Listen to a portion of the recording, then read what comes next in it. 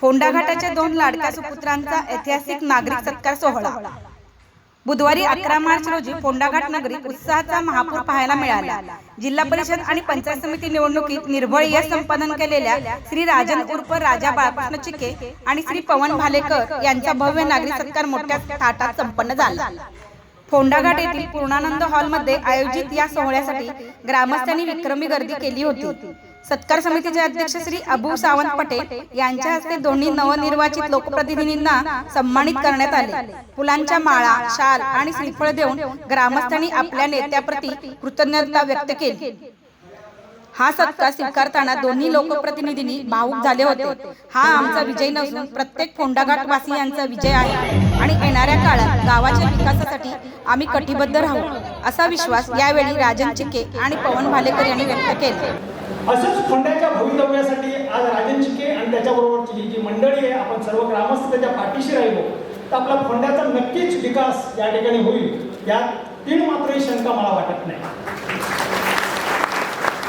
पण हा विकास होत असताना गेली काही वर्षे जिल्हा परिषदमध्ये प्रशासकीय यंत्रणा होती, त्या ठिकाणी जिल्हा परिषद सदस्य नव्हते, म्हणून सिंधुदुर्ग जिल्हा थांबला नाही, महाराष्ट्र थांबला नाही। रस्त्याची कामं होती, पायवाटीची कामं होती, लाईटीची कामं होती, होतच होती, ते प्रशासकीय यंत्रणा चालू करत असतात। माझं राजन चिकेंना एक या ठिकाणी सांगणं आहे आणि ते करतील म्हणून त्यांना मी सांगतो, दुसऱ्या कोणाला मी सांगितलं नसतं ते, की फोंडा घाटमध्ये कितीतरी वर्ष काही जुने प्रश्न या ठिकाणी अडकून पडलेले आहेत, ज्याच्यामुळे आपल्या फोंड्याचं दरडोई उत्पन्न पण कमी झालेलं आहे। त्यातला सर्वात महत्त्वाचा प्रश्न म्हणजे घोणसरी कुर्ली डॅमला जो कालवा आहे, हा कालवा या ठिकाणी आपला पूर्ण झालेला आहे।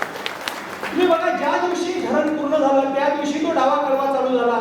लोऱ्याच्या नरामोडीपासून लोरा धरा, पियाळी धरा, अगदी गडमटपासून त्या मंचे उटाटपर्यंत पाणी जातं।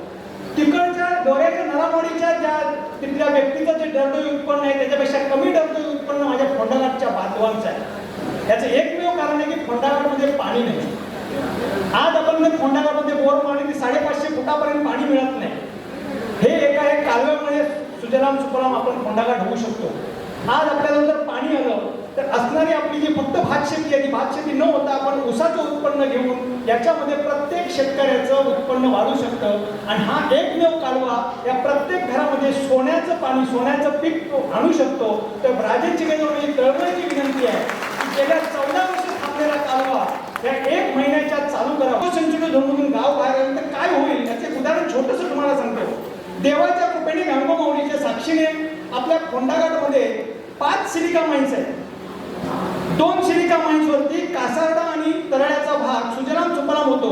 आज कासारडामध्ये गेला, आमचे बाबी लडगे नावाचे कार्यकर्ते होते, आमच्या बापूंबरोबर ते जनता पक्षाचं दंडवतांचं काम करायचे। त्या काळामध्ये त्यांची फक्त एक हुशारी दुकान होतं छोटंसं। आज बाबी लडग्यांची उत्पन्न किंवा त्यांची प्रॉपर्टी ती कितीतरी कोटीत आहे या एका सिलिका माइन्समुळे।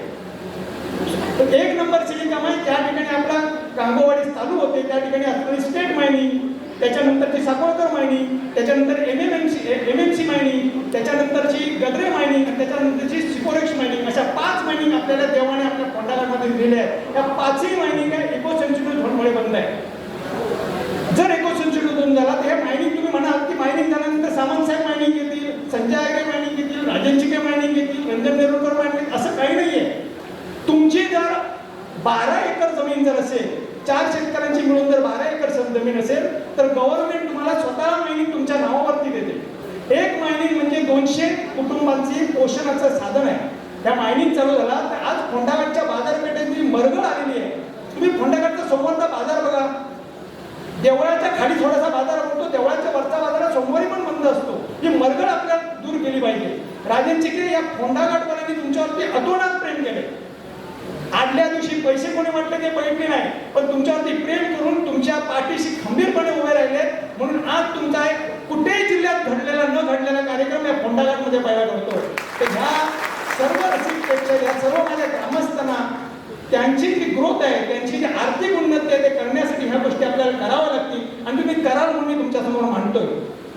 तिसरी एक छोटी गोष्ट आहे ज्याच्या गोष्टीतून आपल्या घरामध्ये प्रत्येकाचा पैसा आहे। काही वर्षापूर्वी, 15 वर्षापूर्वी कुर्लीचं धरण ज्या ठिकाणी बंद झालं त्याच्यानंतर इरिगेशन कॉलनी जी आहे ती जवळजवळ 60 ते 70 एकरमध्ये इरिगेशन कॉलनी आहे. त्याला लागून बबन पवार वगैरे यांची जी जागा अशी एकत्र केल्यानंतर एक 100 एकरचा प्लॉट गव्हर्नमेंटचा प्लॉट आहे. या ठिकाणी तुम्ही छोटी MIDC करा, मिनी MIDC करा. त्याच्यामध्ये 2-2 एकरचे जर ते प्लॉट काढले तर त्या प्लॉटमध्ये आपल्या गावातला एक तरुण त्या ठिकाणी उद्योगधंदा करू शकेल. आज बँकेजवळ अशी स्कीम आहे. दुर्दैव आज जर तुम्ही संपूर्ण आपल्या फोंडाघाटमधल्या बँका बघितला तर त्यांच्याजवळ एकही असं लोन नाही जे ह्या स्कीममध्ये घेतलं जातं. आपल्याला 10 कोटीपर्यंत लोन माननीय नरेंद्र मोदींच्या सुबक कल्पनेतून देण्यात आलेलं आहे. त्याला कोणत्या प्रकारचं तारण देता येत नाही, त्याला कोणत्या प्रकारचा जामीन लागत नाही. ही जी प्रोजेक्ट आहे या प्रोजेक्टमध्ये 2 एकर जमीन प्रत्येकाने घ्यायची, भाडे तत्वावर घ्यायची. त्याच्यावर तुम्ही प्रोजेक्ट तयार करायचा. 267 प्रकारचे वेगवेगळे प्रोजेक्ट गव्हर्नमेंटने डिक्लेअर केलेले आहेत. तर ह्याच्या संदर्भात एखादं प्रशिक्षण आपण तयार करू. त्या ठिकाणी असलेल्या गव्हर्नमेंटच्या जागेवरती मिनी MIDC आपण स्थापन करू आणि आपल्या फोंडाघाटमधला जो तरुण आहे, तुम्ही आज बघितलं असेल तर संध्याकाळी गांधी चौकामध्ये किंवा स्टँडच्या एरियामध्ये हा तरुण काही काम करत नसताना उभा राहिलेला आहे. आज नोकऱ्या नाही आहे, आई वडिलांच्याकडे पैसा नसल्यामुळे त्याला उद्योगधंदा नाही. त्यांच्याजवळ सगळी कला असताना सुद्धा त्या मुलांना काही मिळत नाही आहे. ते मिळायचं असेल तर राजन चिके तुम्ही पुढे व्हा आणि हा जो गरिबीचा आमच्यावरती थोडेसे आपल्याला पैसा नाही, आपल्या मुलांजवळ जे मागासलेपणा राहिलेला आहे तो आपण दूर करण्यासाठी प्रयत्न करूया. चौथी माझी गोष्ट आहे, या एवढ्या गोष्टी एवढ्यासाठीच सांगतो. या सगळ्या गोष्टी जर राजन चिकेने ठरवलं तर 1 वर्षाच्या आता पूर्ण करू शकतो असा व्यक्ती आहे. तर मी त्याच्यावर काम केलेलं आहे. आपलं जे फोंडाघाट आरोग्य केंद्र आहे त्या आरोग्य केंद्राला पाहिजे तशा पद्धतीचं आरोग्याची सुखसुविधा आपल्याजवळ मिळत नाही. देवाच्या कृपेने हल्ली कोणीतरी आपल्याला त्या ठिकाणी बर्फाची पेटी वगैरे आणून दिलेली आहे. ग्रामपंचायतीने आपली शववाहिका चालू केली आहे. पण आपण चांगल्या प्रकारचं आरोग्य ग्रामीण रुग्णालयात धरतीचं आरोग्य तुम्ही या ठिकाणी आपल्या ग्रामीण रुग्णालयात चालू करावं असं मला वाटतं. आपलं गाव हे संपूर्ण सिंधुदुर्ग जिल्ह्यात महाराष्ट्रामध्ये प्रसिद्ध आहे. आपल्या गावाचं जे देवस्थान आहे त्या देवस्थानाच्या काही वादामुळे ते देवस्थान बंद पडलेले आहे. काही वर्षापूर्वी अशाच अनेक लोकांनी बाबा बरोबरच्या फोंडाघाटच्या स्टँडच्या समोरच्या हॉलमध्ये मीटिंग लावली होती आणि त्या ठिकाणी ते मिटवण्याचा प्रयत्न केला होता. राजन चिके साहेब आज तुम्ही थोडंसं यामध्ये लीड द्या. त्या ठिकाणी काही मंडळी आली असतील, आबूसाहेब पटेल आपल्याबरोबर आहेत. हे जे देवस्थानची जी भांडणं आहेत ती मिटून टाका. पण ज्यावेळी ही देवस्थानाची कार्य चालू होती, ज्या दिवशी आपला गोंधळ चालू होईल त्यावेळी दुसरं काय सांगायची गरज नाही. सगळे समाधानी होतील. ज्या दिवशी म्हणजे देव सुखी असतील त्या दिवशी आपण सर्व सुखी होती. आणि हे जे ग्रामस्थ आहेत, जे पटेल आहेत किंवा गावकर आहेत, अतिशय चांगले लोक आहेत. फक्त त्यांना एकत्र आणण्याचं आहे. हे एकत्र आणण्याचं काम वकील नाही करू शकत. हे एकत्र आणण्याचं काम कोर्ट नाही करू शकत. आपण केलं पाहिजे. कोर्ट आणि वकील सातत्याने वाढवत राहणार आहे. या सर्व लोकांना एकत्र करून अशीच एखादी मिटिंग लावा आणि हाही प्रश्न मिटवण्यासाठी तुम्ही प्रयत्न करा अशी मी तुम्हाला कळकळीची विनंती करतो. की जे प्रस्थापित नेतृत्व या गावामध्ये आहे, आता थोडक्यात सांगायचं त्याने अनेक समस्या म्हटल्या. या ग्रामपंचायतीला कायमस्वरूपी ग्रामसेवक नाही, गावात कायमस्वरूपी तलाठी नाही, या गावात पोलीस पाटील नाही. कामगिरीवर आलेली लोक या ठिकाणी काम करतात. म्हणजे ही शोकांतिक आहे आपल्यासारख्या मोठ्या गावाची. आणि या सगळ्या समस्यांकडे राजन चिके यांनी लक्ष द्यावा आणि त्या सोडून घ्याव्यात असं मला वाटतं. जिल्हा परिषद सदस्य म्हणजे काय साधीसुधी गोष्ट नाही. जिल्हा परिषद सदस्य म्हणजे छोटासा आमदार म्हटलं तरी हरकत नाही. कारण जिल्हा परिषदेला राज्य शासनाचा थेट निधी प्राप्त होतो. त्या निधीतून बरेच विकास कामं सुद्धा आपण करू शकतो. मी या प्रसंगाच्या निमित्ताने राजन चिकेंना एवढंच सांगेन की लोकांनी परिवर्तन घडवलं, पण जनतेच्या कार्यकर्त्यांच्या हसऱ्या चेहऱ्यापाठीमागचं दुःख ज्यावेळी तुम्ही बोलताल त्यावेळी लोक तुम्हाला डोक्यावर घेऊन नाचतील. आणि म्हणून तशा पद्धतीचं तुम्ही काम करा अशी मला आशा आहे. कारण एक कुशल राजकारणी किंवा ज्याला आपण यशस्वी पुढारी त्याला म्हणायचं की ज्याच्या तोंडात साखर आणि डोक्यावर बर्फ, तो एक कामया पुढारी असं म्हणायला हरकत नाही. आता फक्त मी हे म्हणतो आणि माझी हे संपवतो. मनशुद्ध तुझं गोष्ट आहे पृथ्वी मोलाची, तू चाल पुढं तुला गड्या भीती कशाची, परवा बी कुणाची. हा झेंडा भल्या कामाचा जो घेऊन निघाला, अरे काट कुट वाटे मंदी बोलती त्याला. रगत निघत तरी बी हसल शाबास तिची ही तू चाल तुला तुला रगड्या भीती कशाची परवा भिवनाची. धन्यवाद. जय महाराज. तुम्ही आपल्यासमोर जे काही बोलला त्याची अंमलबजावणी या कार्यक्रमाद्वारे आमच्या 3 सहकारी आणि आपल्यासारख्या असंख्य सहकाऱ्यांनी आणि आपल्या उपस्थित असलेल्या सगळ्या नागरिकांनी भव्य नागरिक सत्काराच्या निमित्ताने ती पुरी केलेली आहे. पण ही अपुरी आहे मला माहिती आहे. आज आम्ही सगळ्या विचाराचे लोक इथं एकत्र आलो. दोन्ही पक्षाचे पक्ष सोडून द्या, पण दोन्ही भिन्न विचाराच्या लोकांना आम्ही एकत्र आणलं, एकत्र सत्कार केला. ही पहिली पायरी आहे. आणि मग विषय येतो सगळ्यांचाच. आमचे रंजनभाई म्हणाले मुन्ना महाडिक आणि बंटी, मुन्ना महाडिक आणि बंटी या एकत्र जर करायचं असेल तर रंजन साहेब तुम्ही सावंत साहेबांनी पुढाकार घ्यावा. आम्ही सर्वतोपरी गावातले नागरिक म्हणून संपूर्ण मदत करायला तयार आहोत. तुम्ही हात माराल त्यावेळी आमचं आता वय संपलेलं असलं तरी धावत येऊ एवढं मी तुम्हाला आश्वासन नव्हे वचन देतो. आणि हे आपण 1 वर्षात करून दाखवूया. तुमच्या दोघांच्या जिव्हाळ्याही तुम्ही लक्षात घ्या. आता कठीण प्रश्न इथे उपस्थित झाला आहे. म्हणजे मी आधी 2 मुद्दे म्हणतो नंतर कठीण प्रश्न आला. ठीक आहे, सगळे विषय आता इथे चर्चेला गेले असते परस्ते प्रेक्षकांनी आपल्या भाषण केले त्यांनी आपण काही विषय उपस्थित केले. पण हे 2 मुद्दे अतिशय महत्त्वाचे आहेत. हा एक कालवा आणि आपला दीपक विश्वलकर इथं हजर असेल त्याचे क्रीडा संकुल व जिल्हा लेवलला आपली कबड्डीची टीम अनेक वेळा जिंकते. अनेक वर्ष ते कोण कबड्डी खेळतात. कबड्डी नव्हे सर्वांगीणच खेळ आमच्या गावात खेळले जातात. पण क्रीडा संकुल आपल्याकडे नाही. हे आपल्याकडे कार्यक्षेत्राचा बाहेरचा विषय आहे. हा तुमच्या कॅपॅसिटीच्या बाहेरच्या आहे. पण तुम्हाला मी ओळखतो म्हणून मला माझी मागणी राहील तर आपल्या गावात क्रीडा संकुल सुद्धा असावं. त्याची खबरदारी तुम्ही घ्यावी. आणि 5 वर्षात मी तुम्हाला आज आणि उद्या करा असं म्हणणं नाही. तुम्हाला जर शक्य होईल ते त्या 5 वर्षात काहीतरी आयडिया समोर ठेवा. माझी दुसरी मागणी ग्रामीण रुग्णालयाची होती. कणकवलीचं ग्रामीण रुग्णालय आता रद्द झालं. तिथं होतं उपजिल्हा रुग्णालय झालंय. ती जागा जी रिकामी आहे ती आमच्या प्रायमरी हेल्थ सेंटरऐवजी ग्रामीण रुग्णालय तिथं व्हावं अशी आमची इच्छा आहे. परंतु आपली जी काही योजना असेल डॉक्टर आरोग्याच्या दृष्टीने जनतेसाठी मी त्या दिवशी बोललात, काही व्यासपीठावर बोललात, आम्हाला ती मान्य आहे. येणे प्रकारे आरोग्याच्या सुविधा इथं वाढल्या पाहिजेत आणि डॉक्टर इथं अनेक तऱ्हेचे डॉक्टर अनेक विषयाचे डॉक्टर इथं उपलब्ध झाले पाहिजे 24 तास. तसंच गावाचं जे देवस्थान आहे ते चालू करायचा प्रयत्न जर आपण थोडाफार घेत असाल मी तुमच्या बरोबर आहे. आणि तुम्हाला मी एकच सांगतो आपण प्रयत्न केला तर सगळ्यांनी 1 वर्ष लागेल, 6 महिने लागतील. आपल्याला अपयश येणार नाही याची खात्री नाही. फक्त प्रयत्न, प्रामाणिक प्रयत्न. गांगोच्या आणि माऊलीच्या जेवाळ्याचा विषय असल्यामुळे त्यांच्या समोर आपण प्रामाणिक प्रयत्न केले पाहिजे. हा विषय अतिशय महत्त्वाचा आहे. आणि हा झाला तर साहेब तुमच्या व्यासपीठावर रंजन नेरुकर असो नाही तर तुम्ही स्वतः असाल. हा विषय तुमच्यापुरता मर्यादित नाही. अनेक लोकांनी माझ्यासमोर गेले 15 दिवस मी आज जवळजवळ 200-300 लोकांना भेटलो या कार्यक्रमाच्या निमित्ताने पत्रिका देताना किंवा इतर वेळा. ते 300 लोकांपैकी 75 लोकांनी 1/4 माझ्यासमोर हा विषय मांडला.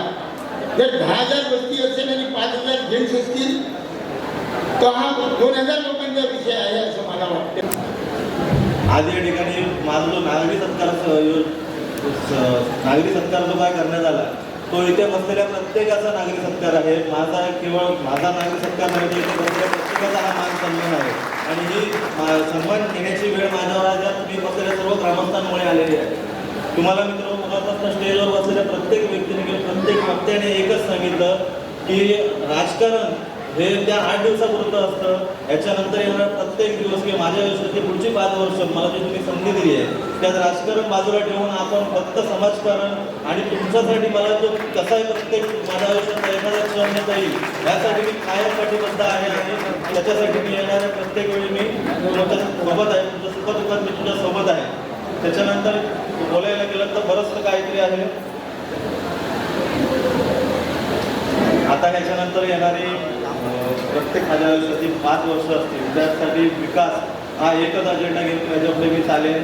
तसंच त्याच्यानंतर पंचायत समितीच्या मार्फत येणाऱ्या बऱ्याचशा काही योजना असतात, त्या योजना मी तुमच्या तळागाळातल्या प्रत्येक नागरिकांपर्यंत पोहोचवण्याचा मी 100% प्रयत्न करेन. तसेच मला तुम्ही इथे येऊन जे 2 शब्द मला तुम्ही बोलण्याची संधी दिली, त्याचप्रमाणे मतपेटी देऊन माझ्यावर जो विश्वास दाखवला त्या विश्वासाला मी कधीही तडा न जाऊ देण्याचं काम माझ्याकडून जमेल त्यापरीने मी शक्यतो तेवढं करेन. तसेच तुम्ही जो मला मतपेटीचा विश्वास दाखवला त्याबद्दल मी तुमच्या सर्वांची ऋणी आहे. आणि या नागरी सत्कार सोहळा जो तुम्ही माझ्या जो आमच्यासाठी जगासाठी राजन शिके आणि माझ्यासाठी जो आयोजित केला त्याबद्दल सर्वांचे मी ऋणी राहीन. एवढंच बोलतो. जय हिंद, जय महाराष्ट्र. आजच्या या नागरी सत्काराचे अध्यक्ष अबूसाहेब पटेल आणि सर्वच नागरी समिती, सामंतसाहेब आहेत, ठाकूर गुरुजी आहेत, आमचे बाळासाहेब डोरले आहेत, आनंद काका आहेत, बरेच सगळे ठाकूर गुरुजी, सुरेश मांडलीकर, बरेच सगळे लोक, पारकर गुरुजी आहेत, आमचा संतोष टक्के आहे की ज्याच्या कल्पनेतून आणि ज्याच्या शब्दातच ह्याचं जे खरं श्रेय की ज्याच्या डोक्यात कोणाच्या डोक्यात सुचलं म्हणून मग रंजन नेरुळकर विचारत होतं तर ते डोकं संतोष टक्केंचं आहे. त्यांनी हे पहिलं त्यांच्या डोक्यात सुचलं आणि आबू पटेल साहेबांनी ते उचलून धरलं. पारकर गुरुजींनी आरोग्य, क्रीडा, पर्यटन, शिक्षण, पाणी, बऱ्याच लोकांच्या कॉमन जे विषय होते त्याच्यात आरोग्य, क्रीडा, शिक्षण, पाणी हे कॉमन विषय आहेत. पण काही नेरुळकर साहेबांनी मला कॅनॉन ह्या विषयावर त्यांनी आपलं मनोगत व्यक्त केलं की कॅनॉन 15-16 नाही, जवळजवळ 19 वर्ष झाली म्हणजे गॉड स्पिनिंग होऊन पूर्ण क्षमतेने पाणी थांबलं. त्याला 7-8 मध्ये ते पाणी थांबलं. त्याला जवळजवळ आता 18 ते 19 वर्ष पूर्ण झाली तरी आम्हाला त्या पाण्याचा उपभोग घेता येत नाही किंवा त्या पाण्याचा आपल्याला उपयोग नाही. खरोखरच आमचं अपयश आहे, मी मान्य करतो. आमच्या सगळ्या प्रत्येक राजकीय पक्षात काम करणाऱ्या कार्यकर्त्याचं ते अपयश आहे असं मी मान्य करतो. पण मी तुम्हाला 100% वचन देतो की ते लवकरात लवकर माझी राजकीय सगळी ताकद आणि ह्या सगळ्या व्यासपीठावर बसलेले नाही, समोर असलेले जे सगळे सहकारी आहेत त्यांच्या साथीने मी 100% ते काम लवकरात लवकर पूर्ण होईल याची मी तुम्हाला ग्वाही देतो. त्या देवस्थानचा रंजन नेरुळकर मला खूप त्रास होतोय म्हणजे बरेच त्याचे आता इथे साक्षीदार आहेत. देवस्थानाविषयी किचकट आहे, अडचणीचा आहे, सगळं आहे. मी सरपंच असताना प्रयत्नही केला होता. मी तेव्हा सरपंच होतो, जेव्हा पहिली त्यांची टिंगी पडली तेव्हा मी सरपंच होतो. प्रयत्नही केला, प्रामाणिक प्रयत्न केला, पण तो किचकट विषय आहे. मी दोन्हीकडच्या लोकांना विनंती केली आहे की तो विषय मिटला पाहिजे. लोकांची अपेक्षा आहे, जनतेची अपेक्षा आहे. सगळे जे देवाचे कार्यक्रम आहेत ते झाले पाहिजे, पण त्याच्यात प्रत्येकाची त्यांच्या काय भूमिका, त्यांच्या भूमिका आहेत. आता त्या भूमिका कोणी मिटवायच्या हा माझ्यासारख्या छोट्या माणसावर प्रश्न आहे. माझी विनंती आहे की गावातल्या ज्येष्ठ लोकांनी जर समजा पुढे आले तरच तो मार्ग किंवा तो प्रश्न मिटेल. माझ्यासारख्या कार्यकर्त्याने करून ते होईल असं वाटत नाही. काही ज्येष्ठ लोकांची त्याच्यासाठी गरज आहे. मनीष गांधी यांनी काही विषय मांडले. पोलीस पाटील आपल्या गावाला नाही, पोलीस पाटील हा विषय आपल्याला लागूही होत नाही. मी तुम्हाला ह्या आजच्या कार्यक्रमात सगळ्यांना सांगतो की कुठची कुठच्याही पोलीस पाटण्याचा दाखला फोंडावासियांनी याच्यानंतर घ्यायची गरज नाही. आपल्याकडे पोलीस स्टेशन असल्यामुळे आपल्याकडे पोलीस पाटलाचा दाखला फोंड्याला लागू नाही. जर कोणी मागितला तर माझा तुमच्याकडे नंबर आहे, त्याला सांगायचं आम्हाला पोलीस पाटील दाखला लागत नाही. जर मागितल्याने जर कोणी अडवणूक केली तर माझा नंबर आहे, त्या क्षणी मी त्याचं काय करायचं ते करतो. त्यामुळे पोलीस पाटीलला दाखला आपल्याला लागू होत नाही. बाकीचे जे दोन विषय आहेत की आपल्याला ग्रामसेवक नाही, आपल्याला तलाठी पूर्ण वेळ नाही, ते खरोखरच आपल्यासाठी अडचणीसाठी खरोखरच वाईट गोष्ट आहे. पण मी ते सुद्धा तुम्हाला 100% माझ्या सगळ्या सहकाऱ्यांच्या आणि माझ्या जे माझे जिल्ह्याचं आणि माझ्या प्रदेशाचं जे नेतृत्व आहे, मी जरी आज अपक्ष असलो तरी तुम्हाला सगळ्यांना कल्पना आहे की मी आता अपक्ष आहे, मी 100% काय अपक्ष राहणार नाही. एक चांगला प्रोजेक्ट मी त्याची सुरुवात केली आहे. आपले माऊली मंदिर जे आहे त्या माऊली मंदिरच्या 4.5 एकराच्या प्रशस्त जागेत एक सुंदरसं गार्डन, त्याचं एस्टिमेट झालंय, त्याच्या मंजुरीसाठी ते आता मंत्रालयात आहे. त्याचाही मी पाठपुरावा करतोय. 100% मी तुम्हाला खात्री देतो ते जेव्हा गार्डन होईल तेव्हा जिल्ह्यातलं असं काही गार्डन असतील त्याच्यातलं एक गार्डन होईल, असं सुंदर गार्डन की तुम्हाला त्याचा 100% अभिमान वाटेल. आणि मी माऊलीची जागा एवढ्यासाठी स्वीकारली, म्हणजे माझ्या डोक्यात माऊलीची जागा एवढ्यासाठी होती की प्रत्येक लहानानी मोठ्यानी त्या माझ्या माऊलीपर्यंत जावं आणि त्या गार्डनमध्ये माझ्या लहान मुलांवरती, माझ्या वयस्कर सगळ्यांच्यावरती त्या माऊलीच्या अंगणात त्यांना एक विश्रांतीचा आणि खेळण्याचा आनंद मिळावा. आणि ती माऊली माझी तिथे आहे, त्याच्यासाठी ती मी माऊलीची जागा निवडली. मी परवाच काही लोकांशी बोलता बोललो की अजूनही आपली देवळं आहेत, त्याचंही सुशोभीकरण करायचं आहे. आजपर्यंत माझ्या राजकीय जीवनात काही अडचणी होत्या. म्हणजे जेव्हा जटार निवडून आले तेव्हा सरकार विरोधी पक्षाचं होतं. मी सरपंच झालो, मी एकटाच सरपंच होतो. जिल्हा परिषद पंचायत समिती अडचणीचा होता. पण आज 100% माझ्याच विचारांची जिल्हा परिषद आहे, माझ्याच विचारांची पंचायत समिती आहे, माझ्याच विचारांचं महाराष्ट्र सरकार आणि माझ्याच विचारांचं केंद्र सरकार. त्यामुळे आता कुठचीही जबाबदारी मी झटकू शकत नाही याची सुद्धा मला जाणीव आहे. ताज्या अपडेट्स आणि ताज्या बातम्यांसाठी कोकण एक्सप्रेस डिजिटल न्यूज चॅनलला सबस्क्राईब करा, लाईक करा, कमेंट करा आणि शेअर करा. आणि महत्त्वाचं म्हणजे बेल आयकॉनवर क्लिक करायला विसरू नका.